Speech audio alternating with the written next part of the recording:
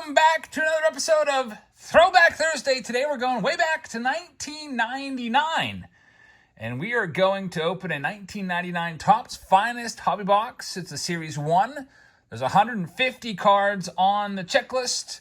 And we're also keeping an eye out for some of the inserts that could be in here as well. So let's take a look. It says, look for randomly inserted refractors, sequentially numbered prominent figure cards, leading indicators, split screen peel and reveal, and sequentially numbered team inserts. There's some rookies there like Pat the Bat Burrell, and you see Tina Martinez also gets a cover spot. They're really small pictures of these cards. There are 12 packs per box and 13 cards per pack, so it's basically the exact same output that you would expect to find in a jumbo box in terms of total number of cards of like 2023 TOPPS Chrome. Same exact configuration there with 12 packs, 13 cards per pack. Let's go ahead and see what we can find. Let's bring in our sponsor. It's going to be Adam Lee. So Adam, good luck to you. And here we go with the official debut on this channel of 1999 Finest. I bought this box at Juniata Cards this past weekend. Kind of a weird rhombus shape to the box. I don't know if I'm a big fan of that, but all right, there's our packs. Just like the jumbo packs from Chrome.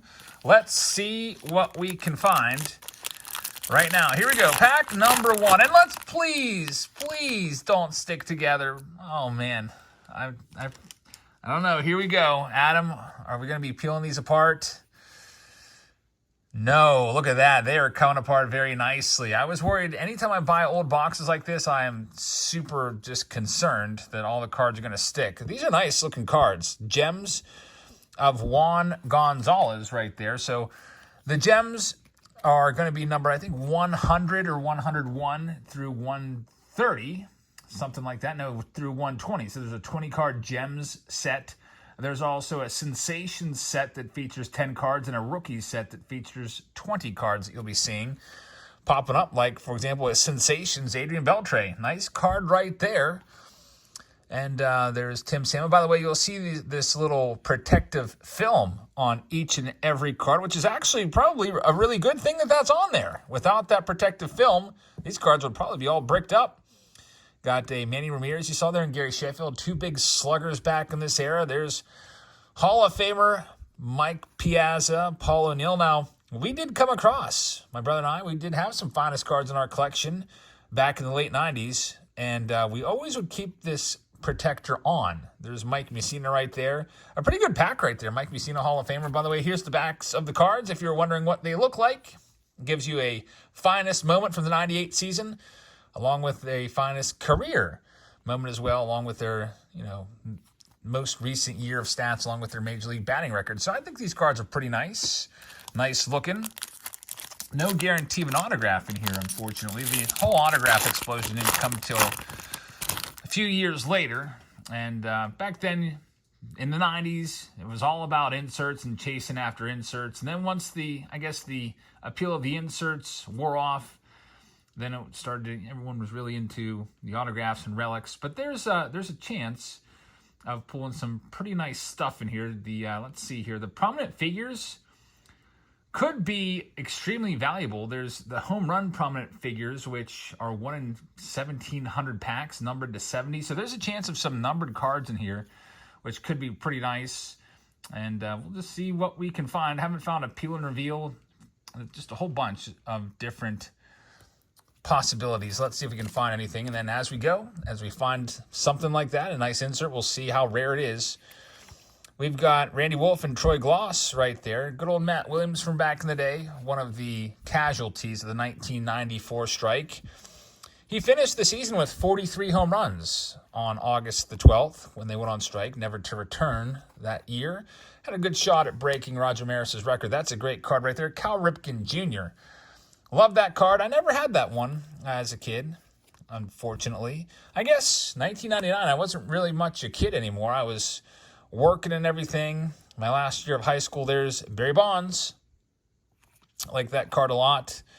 Got Nathan Perez there, Scott Rowland, a Hall of Famer. There's Francisco Cordova. They threw that no-hitter along with Ricardo Rincon back in 1997. I still remember where I was when that all went down. I was practicing parallel parking at the driver's license center, listening to the game.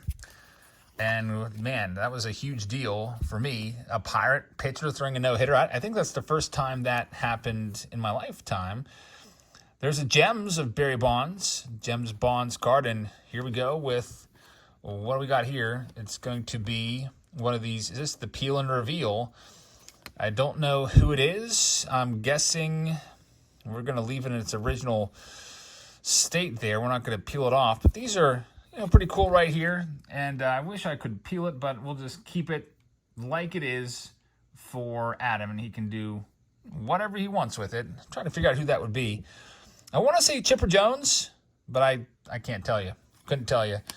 Cool card right there. There's Craig Biggio, Hall of Famer. Rod Beck with his Fu Manchu. Jeremy Burnitz. We got Rondell White right there. Darryl Strawberry.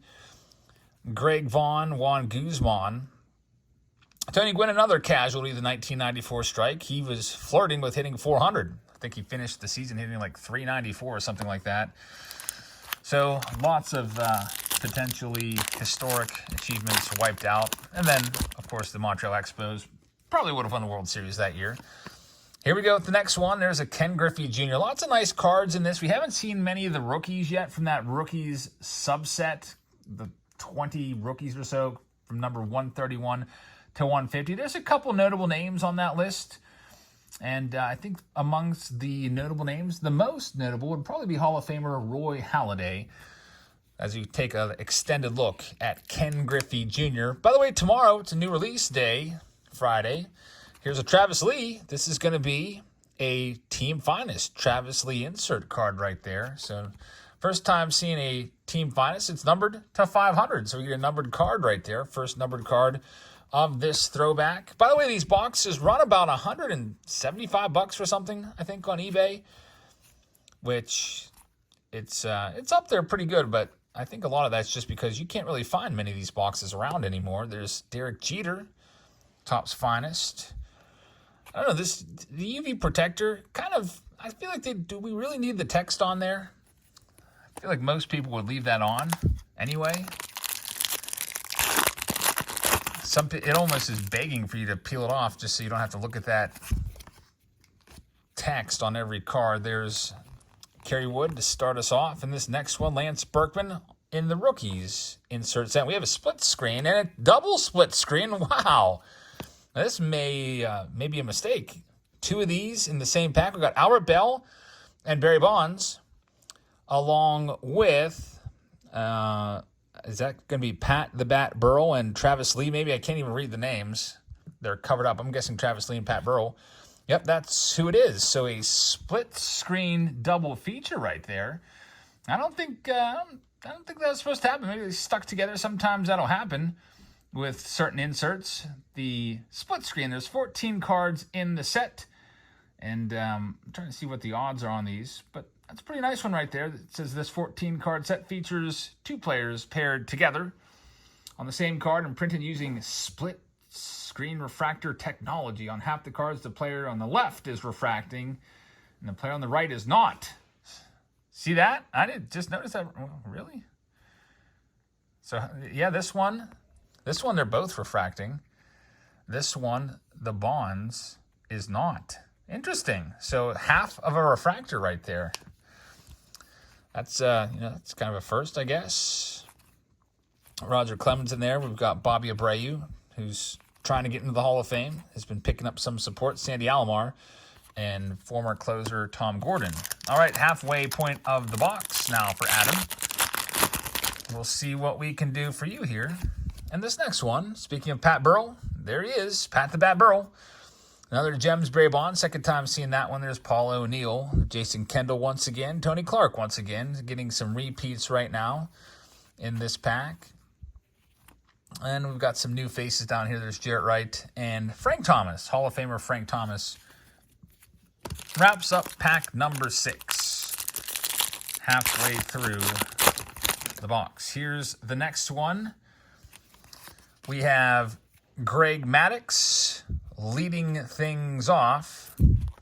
And then there's Todd Helton, Next up, Jim Thome. That's a refractor. Jim Thome refractor. If we take a look at the back, the refractors aren't numbered, but a nice one there of the Hall of Famer. Chuck Finley, Fernando Tatis. There's A-Rod, Alex Rodriguez. There's Frank Thomas once again. It'll be interesting to see if A-Rod ever gets into the Hall of Fame. I probably doubt it at this point, as I think even though he's picked up some goodwill with fans over the past few years, I think the players will probably keep him out. Usually these ex-players are pretty much frown upon anybody associated with steroids or performance enhancers. You saw how they treated Barry Bonds in the Veterans Committee. He barely got much support at all. What do we got here? This is going to be a leading indicators. That looks like Greg Vaughn. That's pretty cool right there. Leading indicators card. So first time seeing one of these, the leading indicators cards. It's a 10-card set and highlights 1998 home run totals of superstar players. And they're printed on cards using a heat-sensitive thermal ink technology. When a collector touches the baseball field background, the heat of the finger will reveal the player's home run total in that direction. Look at this. How about this? So if I put my fingers on the card, we can see how many home runs he hit in each direction right there. How about that? I've never seen that before. The heat technology showing, 36 home runs to left field there. That's pretty interesting. I would have just thought that was a background. I guess that technology wasn't all that popular because I don't think we've seen anything like that since. Another Jarrett Wright in there. Interesting. So some cool little tidbits in this finest release. These are all little just checklist cards. Give you one in each pack. There's Tony Gwynn once again. Kevin Tapani, 2 of them. That's kind of disappointing. Why couldn't it have been 2 superstars? Nothing against Kevin Tapani, but we're stuck with them. There's Jim Thome, John Wetland right there, Sean Casey, the new hitting coach, recently hired for the Yankees. We'll see how they do here. It'll be interesting. I checked about a week ago, and they had a 0.2% chance of making the playoffs.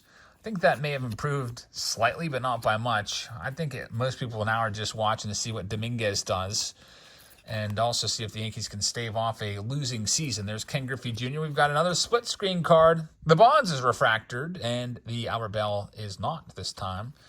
Quentin McCracken right there, along with David Justice, J.T. Snow, and Omar Vizquel. What else? Ben Grieve, who was a top-notch prospect coming up. Had some, okay seasons, but never became a star. I think he was the number 1 or number 2 overall pick in like the 93 draft or 94 draft. I used to be a big fan of Ben Grieve. It just never really worked out for him. We've got 2 packs left here. We've got another one of those peel and reveal cards. Actually, it looks like there's 2 of them there. So that's pretty nice. Let's take a look at these. I'm guessing this is going to be, man, I have no idea. Trying to figure out by the, I have no idea. I can't read through the cards, but we got 2 more peel and reveal cards right there, which is pretty cool for Adam. I guess you would have to, do you have to peel it to reveal it to sell the card? Otherwise, it's just kind of a mystery. It kind of reminds me a lot of the Allen and Ginter rip cards. Kind of the same idea. You don't know what's inside until you rip it open. I don't know if it loses a lot of the value if you peel off that black protective coating. And here's our last pack, another Griffey. So at least 3 Griffies in this. There's Big Mac.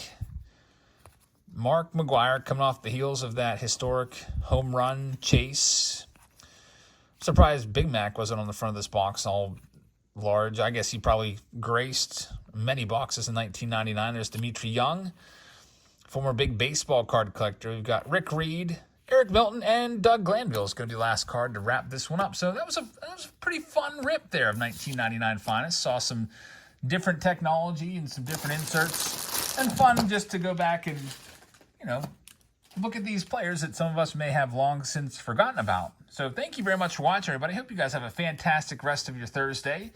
I'm going to try to get an auction in tonight. Probably be a little bit of a later start tonight. And as always, we'll get the members only at least 30 minutes of time. So I'll probably open that room up, give you a start time soon, but probably might not start till like 10 p.m. So I hope you join us for that. And check out the new release tomorrow. We've got 2023 Immaculate Baseball coming out tomorrow, which is really a nice product.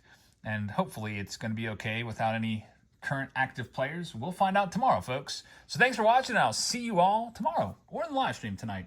Good night, everybody.